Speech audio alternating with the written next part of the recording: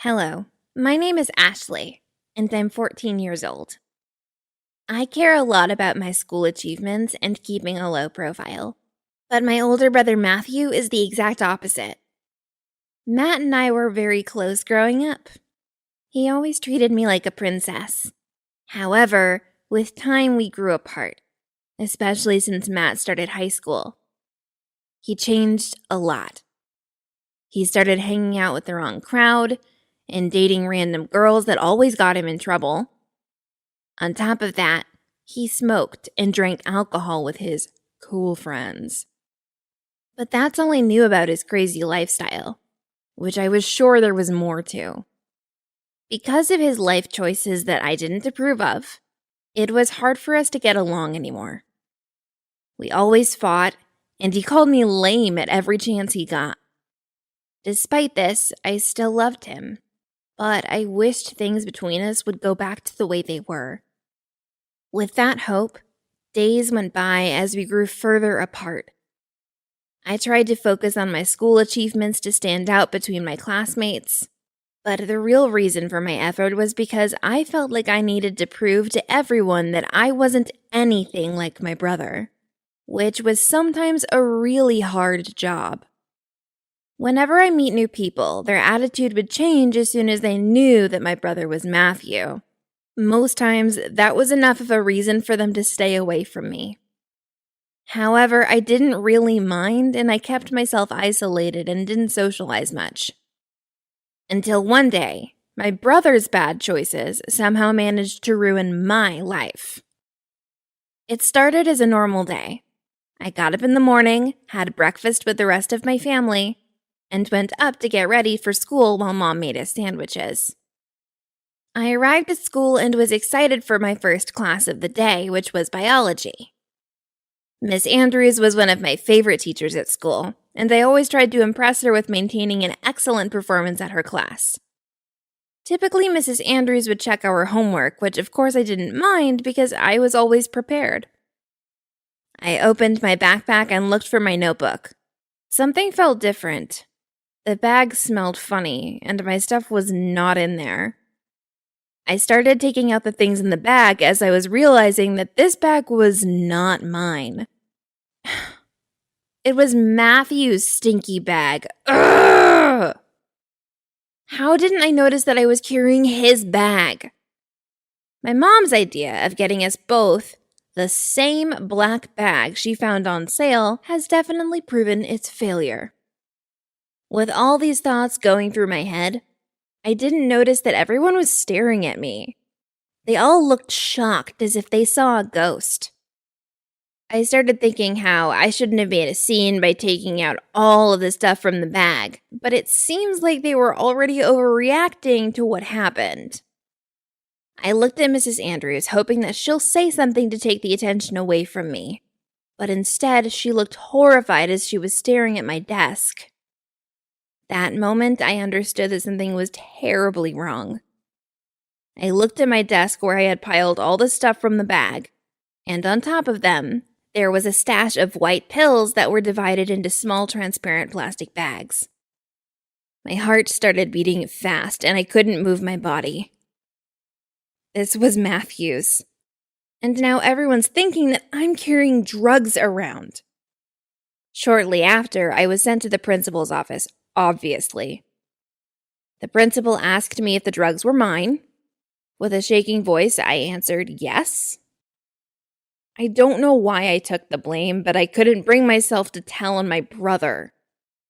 The principal looked disappointed and said, "Turns out you're just as bad as your brother."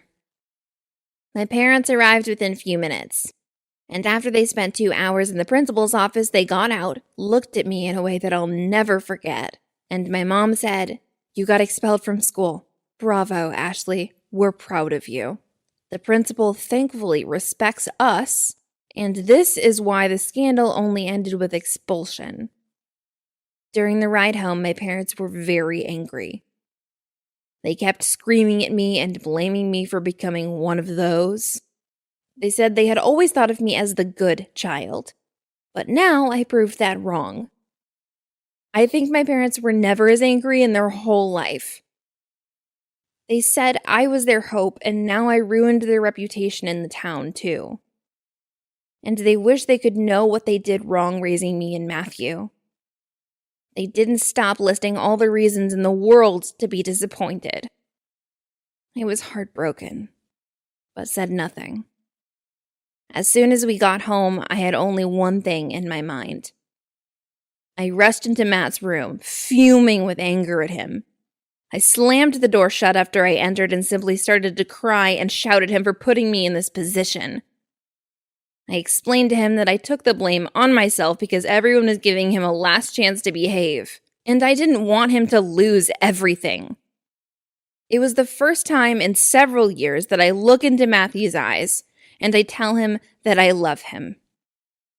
I told him that he will always be my precious brother that I care about more than he can even imagine.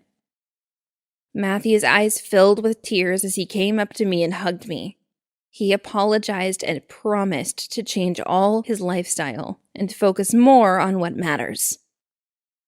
That was his thank you, and I couldn't be any happier. What happened after that was a good result of a very bad situation.